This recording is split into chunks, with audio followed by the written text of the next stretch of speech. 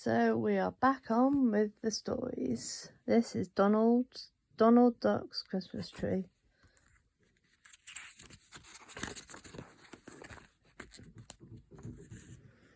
It was the night before Christmas and Donald Duck was getting ready for the big day. The stockings were hung by the chimney and he had wrapped all the presents for his nephews, Huey, Dewey and Louie. Donald had just finished hiding a hot batch of gingerbread cookies when he remembered something. He still needed to get a real Christmas tree. Donald put on his coat, a cap and mittens, then picked up his shiny axe. He wanted to cut down the best Christmas tree for his nephews. "Come along, Pluto," he called. "We're going to the woods to find our Christmas tree." Together they set off into the snowy forest. Meanwhile, deep in the forest, two chipmunks called Chip and Dale lived in a sturdy fir tree. They were also getting ready for Christmas. The chipmunks were busy decorating a tiny sapling near their home.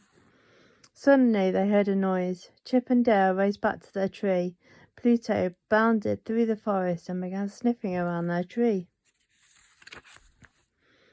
When Donald had caught up with Pluto, he circled the tree and said, "This is just the tree for us." He got out his axe and began chopping. Chop, chop, chop. Poor Chip and Dale were scared and stayed hidden in the treetop. Once the tree had come down, Donald and Pluto headed home, with Donald dragging the fir tree behind him. Up in the branches, the chipmunks sat quietly, enjoying the ride. Once they got home, Donald raced to the cupboard to get out all the decorations. From their hiding place, Chip and Dale looked on curiously. The two chipmunks watched as Donald looped long strings of colourful bulbs over the branches of the tree. Then Donald began hanging brightly coloured baubles. Pluto helped him where he could. After a while, Donald and Pluto stood back and admired their work.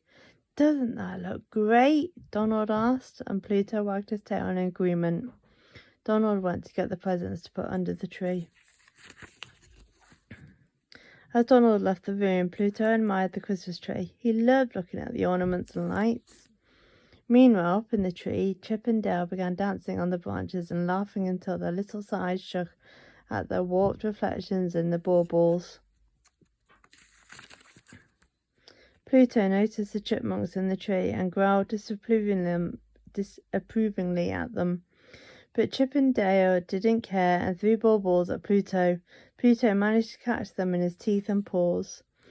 Just then, Donald came back. "Pluto!" he cried. "Bad dog!" He thought Pluto had been snatching ornaments from the tree. Pluto barked at the tree, but the chipmunks had disappeared. Donald said to Pluto, "Now be good while I bring in the rest of the presents." As soon as Donald left the room again, Chip and Dale appeared. They danced and played with the lights. Suddenly, plunk! Chip's head went through a bauble. Dale laughed so hard as Chip danced around with a big, round, golden head. But Pluto didn't think it was funny. They were going to spoil Donald's Christmas tree. He growled at the chipmunks, but they wouldn't stop messing around. Pluto leaned back, ready to jump. "Pluto," Donald cried as he looked round the doorframe. "What is the matter with you? Do you want to ruin the tree?" Pluto spun round to look at the tree, but the chipmunks were out of sight.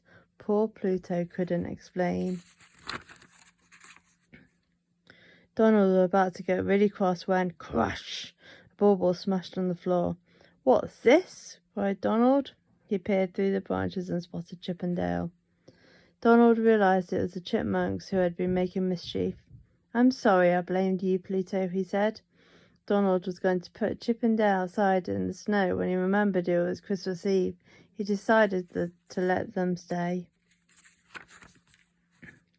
So Pluto made friends with Chip and Dale, and the chipmunks apologized. When Huey, Dewey and Louie came over, they all agreed that this was the far happiest Christmas Eve they could remember.